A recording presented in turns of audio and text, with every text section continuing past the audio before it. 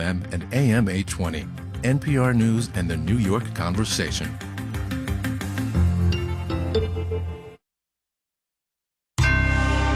Marketplace is supported by the University of Illinois' Geese College of Business, providing a fully online MBA degree that learners can earn without putting their career on hold. onlinemba.illinois.edu. It's a petroleum-based economy, gang. We just live in it.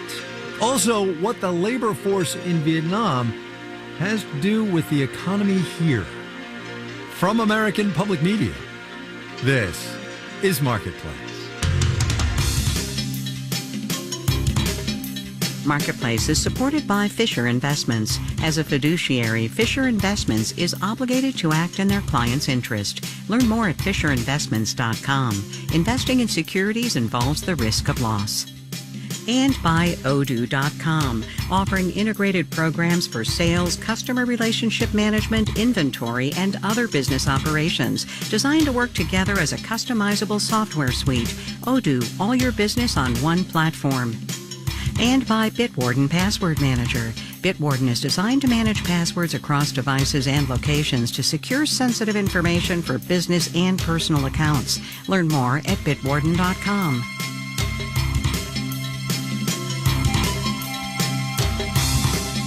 In Los Angeles, I'm Kai Ryssdal. It is Tuesday today. This one is the 14th of April. Good as always to have you along, everybody. Another story from our series, The Age of Work, coming up later on in the program. But we are going to start today with the economic reality of our geopolitics. It comes in the form of the Producer Price Index, prices at the wholesale level, which we learned this morning from the Bureau of Labor Statistics, rose 0.5% month to month. That is the headline number. The core rate, which takes out food and energy prices because they bounce around a lot, that was basically flat. And that's going to make more sense when I tell you that gas prices were up 14% in March. That's wholesale, again, not pump prices. And diesel was up more than 40%, 40%. Now, me mentioning diesel should get you thinking about what diesel is used for. And if you said trucks, we'll go straight to the head of the class. Marketplace's Justin Ho is on trucks, transportation, and what the price of diesel is going to cost consumers for us today.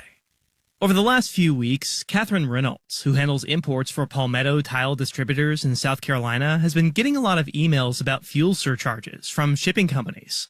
So whatever the gross bill is, they'll add 15 to 25% to that. Reynolds says she's been through this before when energy prices spiked after Russia invaded Ukraine. But Zach Rogers, a professor at Colorado State University, says back then companies were holding on to excess inventory they built up during the pandemic, and that helped them to rely less on transportation. This year, we've been running inventories very lean. And so even if transportation is very expensive, there will really still have to be some replenishment. Companies could build up their inventories again to avoid having to constantly replenish items, but Rogers says doing so comes with its own costs, since companies still have to pay tariffs on imported goods. And so a lot of companies are finding themselves between a rock and a hard place because of these counteracting pressures of tariffs and surging fuel costs. Many companies are doing what they can to mitigate those fuel costs. Ken Giddens is CEO of Rothmans, a men's clothing store in New York. He says he's also been getting hit with surcharges, even for local shipments. So, we started investigating alternatives. And last week we rented a truck and drove it out to the warehouse in New Jersey and picked up 22 boxes. Meanwhile, Catherine Reynolds at Palmetto Tile Distributors says she's trying to consolidate her shipments. For instance, today she's waiting to place an order while she has 2 other orders on hold. Just because I want the 3 to ship together if possible to save everybody money on the back end. Still, Reynolds says she'll have to pass at least some of the costs on to her customers. I had a staff meeting this morning and just had to discuss that and tell them, keep your eye peeled for this. We do need to build that into our cost to our client. Because the business, she says, can't afford to absorb the cost. I'm Justin Ho for Marketplace. What if there was a war? And 6 weeks into it, Wall Street and the person, if you will, of the 3 major indices said, you know what? Let's just call it a wash. Because that's where we find ourselves today. Equities basically back to where they were before the bombing started. We will have the details when we do the numbers.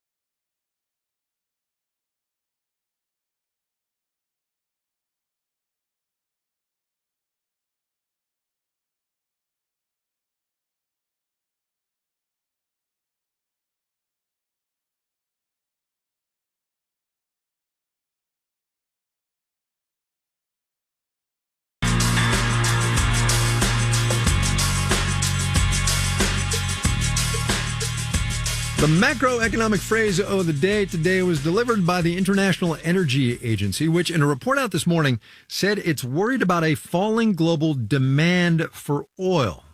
The supply challenges we know about, the Strait of Hormuz being closed and all, but the IEA says demand destruction is becoming a problem too.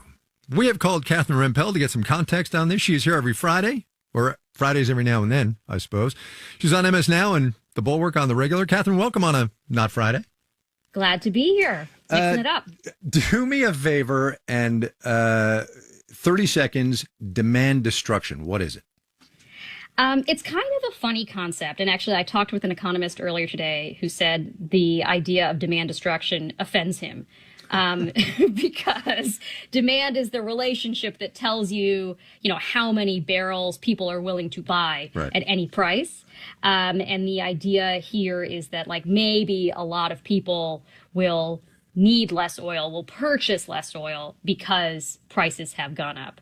And look, if there were some magic new technology that made cars go twice as fast per gallon, I guess that would be demand destruction. Right. What we're really talking about here is people buying less because of higher prices. To be nerdy about it, you're on a different point of the demand curve. But in this case, it's like prices got so expensive that, in fact, people are going to the extent possible, purchase less oil. Okay. Why is the IEA worried about it?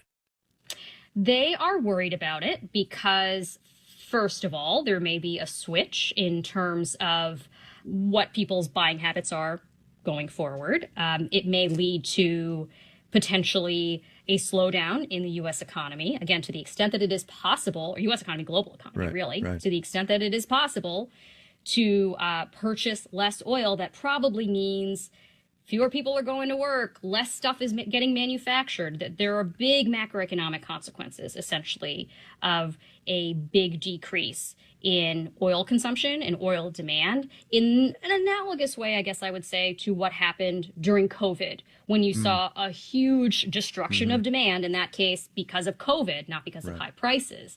And that was indicative of, and in fact contributed to, a big slowdown economically around the world. So let's take that slowdown possibly around the world and in the United States and channel your inner Jay Powell, or maybe Kevin Warsh if this thing goes on long enough, and tell me what the Federal Reserve's, tell me about the rock and the hard place that the Federal Reserve will now find itself in.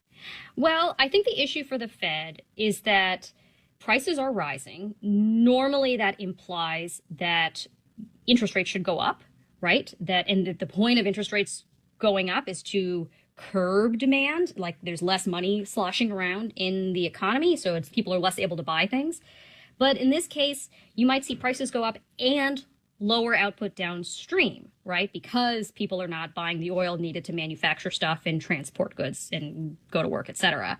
And so if you have this serious risk of rising prices and falling output, we kind of supply shock ourselves into stagflation, which is the hardest problem for the Fed to solve. One part of the stagflation problem, the flation thing, the inflation piece, would imply that the Fed should raise interest rates. The other part of stagflation, the stagnation piece of things, would suggest that they should cut interest rates. And either way, whatever they do to solve one problem will make the other problem worse.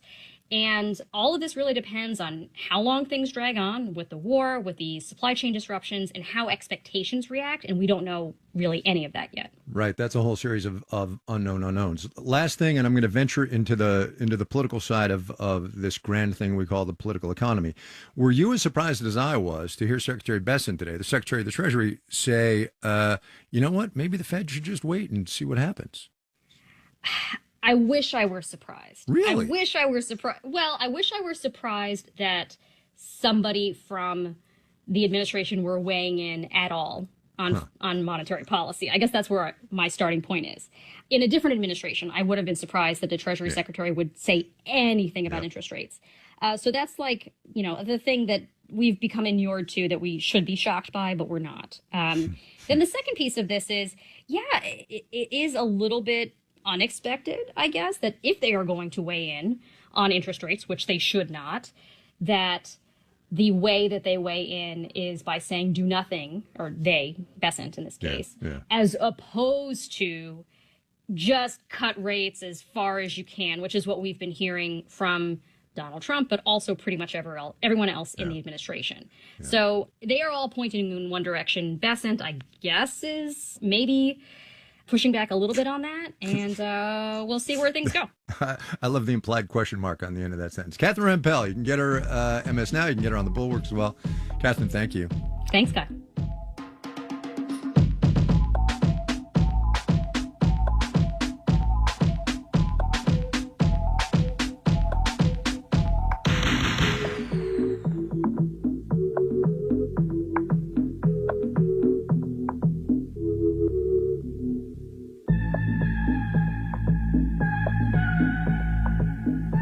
I was in Vietnam a couple of 3 weeks ago for our series, The Age of Work, how changing demographics are changing the way the global economy works.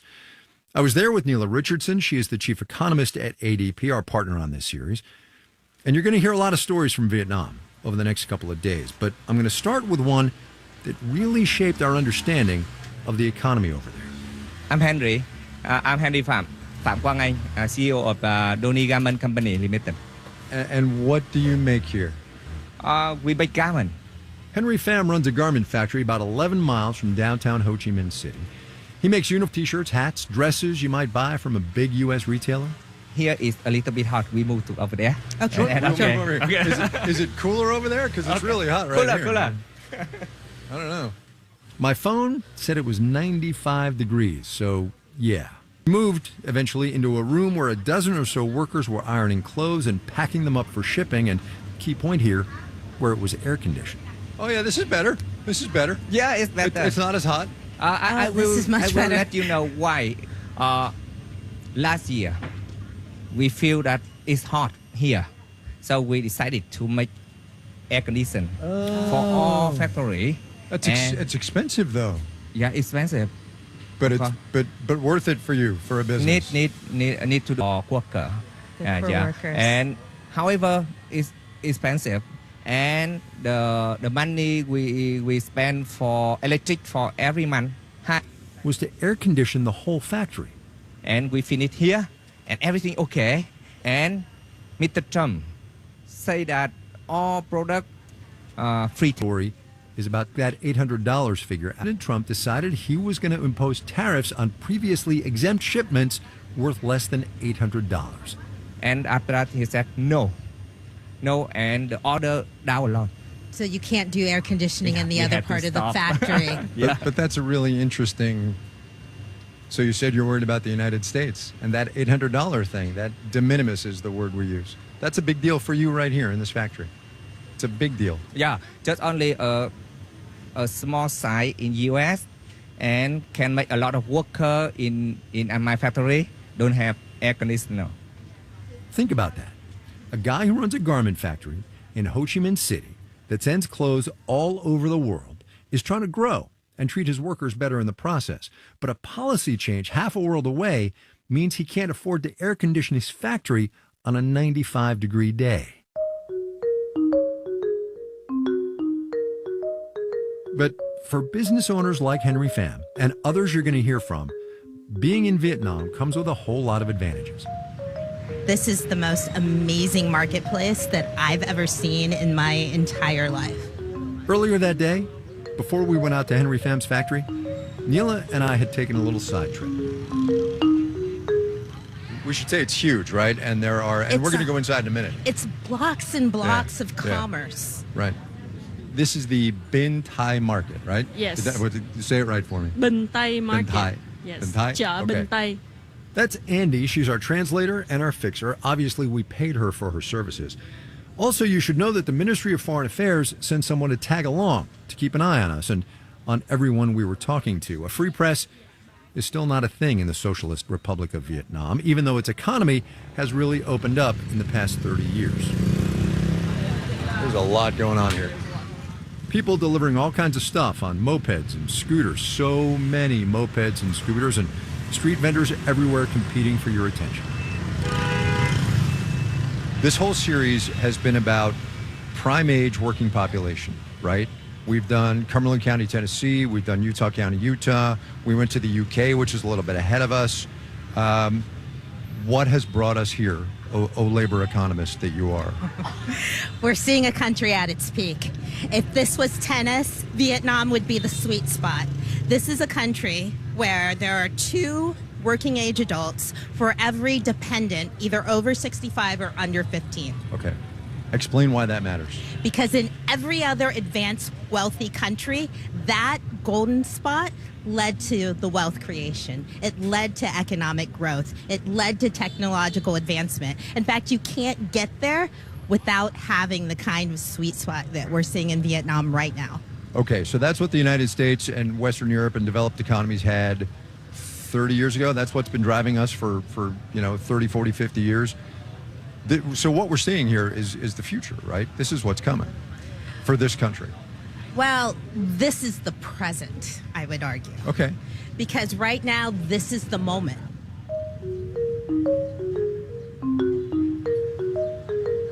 This is the moment to take advantage of a working age population, an advancement in technology that is coming, and skill up a workforce to drive this economy into the future. However, it's not going to last forever. This moment for Vietnam is a moment for American companies, too, of both opportunity and challenge. Lead the way, Andy. Okay. We're off. There was a maze of booths inside the market, literally overflowing with goods. I'm going to guess that's not a real Labubu backpack. I'm just saying. It's not real North Face. Not real North Face either. That's right. That's right. Stalls selling wallets and shoes, lotions from Korea and Japan, all kinds of food, too. How many varieties of mushrooms are those? There are a lot. Yeah, a lot. A lot of varieties. And then we turned a corner. Hello. Yeah. So they are a pair of husband and wife. Yeah. So this is Mr. Dũng. Hello. Nice to see you. And Miss Vong, his wife. Miss Vun and Mr. Young, they're married. They sell fabric from all over the world at this 10 by 10 foot booth to both wholesale buyers and retail. So the exact year is 38 years in this 38 market years. selling textile. And then he start with just textile like this, fabric, just Right. like raw material. And we should say we have bolt after bolt after bolt of fabric here. Yes, and then just like recently, 3 years in the past 3 years, he started selling scarf. Scarves. This is a new product in the market. Yes. All right. Okay. Okay. Although it's hot here, I don't know if you need a scarf, right? Ask him how business is. Thì nói chung là nó cũng bình thường thôi, mà so với những năm trước á thì nó hơi thấp. So he was saying business is slowed down, but he says a lot because of the technological change. People don't have to be in here to buy the product anymore. And then he also tried to have to diversify to. That's why he started selling Scarves, the scarf. yeah. Yeah, it's for tourists as well. Do you think that your children would take over your business here? Con cái của cô chú thì có việc làm hết rồi. Their children, they are white-collar workers. They have office job. And she was describing this work is so much harder. She started at 7 in the morning, and then she only finished around like 6. This work, she worked every day of the week. Meanwhile, her children, they get more times off, and then they don't have to work They have vacation. Yeah, they don't have to be grueling like her. A day at the market for her, she say it's not stable like an office job. Vietnam's growing economy means more opportunities for prime age workers, like the couple's children, who are able to get higher paying and, honestly, easier office jobs.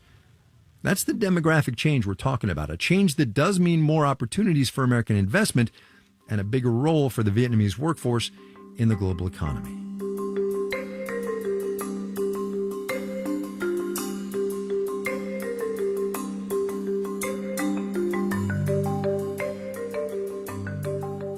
We're going to go back to Henry Pham and his partially air-conditioned factory in a second, but first, let's do the numbers. Dow Industrials picked up 317 points today, 2/3 of 1%, 48,535. The NASDAQ jumped 455 points, almost 2%, 23,639. The S&P 500 gained 81 points, 1 2/10%, $1,067. Vietnam is the top apparel supplier to these United States, overtook China back in 2025. Nike makes about 50% of its footwear and 30% of its clothes in Vietnam. Raced forward 3%. Crocs also makes about half of its iconic sandals in that Southeast Asian country. Iconic, ironic, take your pick. I don't know. Crocs stepped up 1%. Don't at me. Gap dropped 1.5% today. Urban Outfitters, parent company of Anthropologie, lost 2 3/10%. Target up 1 4/10%. The electric car maker Rivian is going to be powering a factory in Illinois by reusing batteries from its own vehicles. So reports the Wall Street Journal. Rivian up today 0.6%. Bonds up 2. Yield on the 10-year T-note down 4.25%. You're listening to Marketplace. The Numbers is supported by Odoo.com, your entire business on one platform. Marketplace is supported by GEP, at the forefront of agentic procurement orchestration and autonomous supply chains. With GEP Smart Software, GEP Key Agentic AI, and Strategy Consulting, GEP works to help business optimize value and reduce risk. And by Harper Edge, publisher of What to Make of a Life, the new book by Jim Collins, author of Good to Great. What to Make of a Life offers a research-backed framework for a life fulfilled. And by Progressive Insurance. On the road and at home, customers can simplify their insurance needs and protect what's important by bundling home and auto with Progressive Insurance. Learn more about Progressive and bundling at Progressive.com.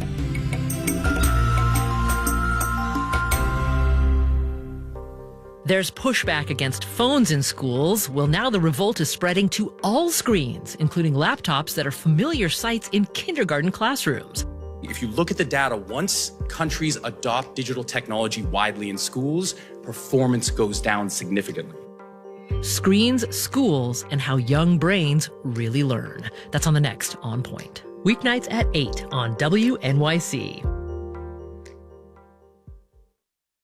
WNYC receives support from Neon, presenting The Christophers, the new film from director Steven Soderbergh and writer Ed Solomon, starring Ian McKellen and Michaela Cole. The Christophers, now playing at AMC Lincoln Square and IFC Center everywhere April 17th.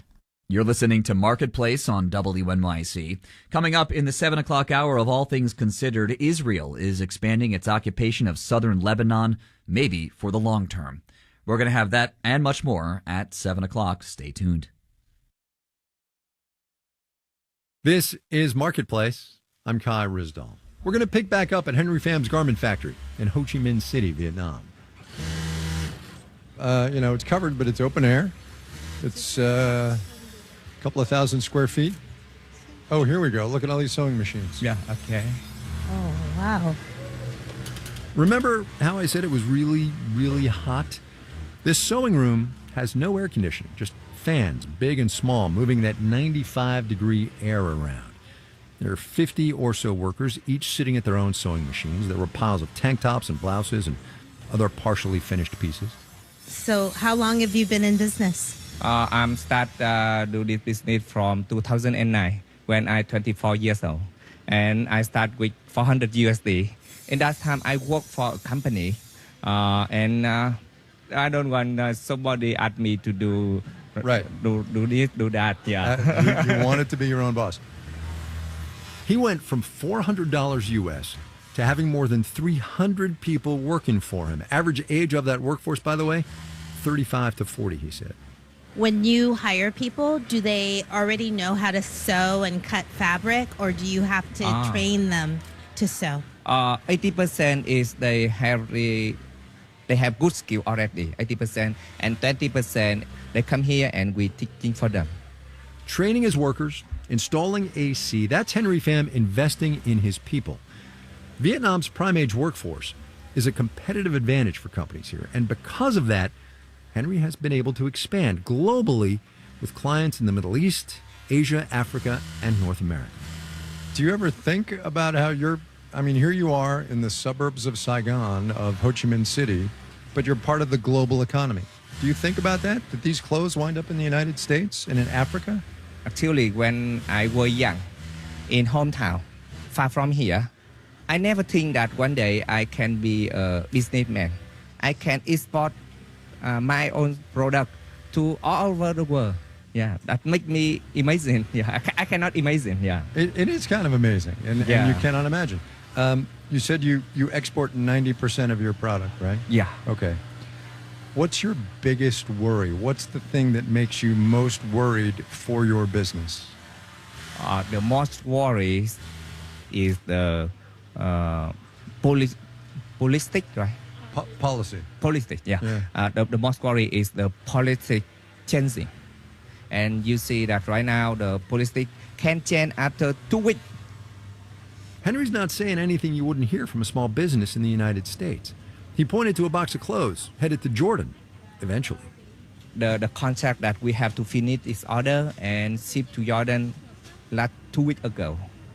However, that because have no sea line to go to Jordan right now. Sea lanes to go to Jordan right now. So we have to keep product in my company right now. Until you can ship it. Once again, geopolitical instability. The question, really, or one of them anyway, is whether geopolitical instability will become a big enough disadvantage to outweigh the economic advantages Vietnam has right now. Because, as Neil has said up at the top, its window of opportunity is not going to last forever.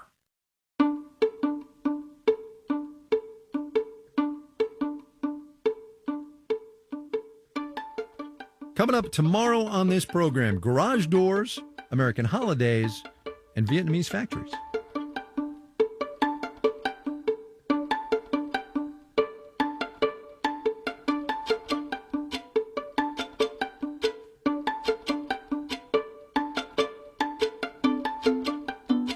Marketplace is supported by Navara, configurable safety and operational risk management software serving construction, manufacturing, energy, and municipal organizations, designed to unify data and increase workforce participation in risk management. Learn more at Navara.com. And by ADP Research, committed to making the world of work more productive through data-driven discovery, insights at work for the future of work. Learn more at adpresearch.com. This final note on the way out today, I'm not sure we needed the official validation, but sometimes it's good to have what you think confirmed by people who actually study this stuff. The International Monetary Fund was out with its latest World Economic Outlook today. Here is the money quote from the organization's chief economist. The global outlook has abruptly darkened following the outbreak of war in the Middle East, Pierre-Olivier Gornichat wrote. The war interrupted what had been a steady growth trajectory. End of quote right there. Global growth this year slows from 3.3% to 3.1%. The caveat, and it is a very big one, is that that's the scenario if the bombing stops like now. Jordan Manji, Sunil Maharaj, Janet Wynn, Olga Oxman, and Virginia K. Smith are the digital team. I'm Kai Rizdal. We will see you tomorrow, everybody.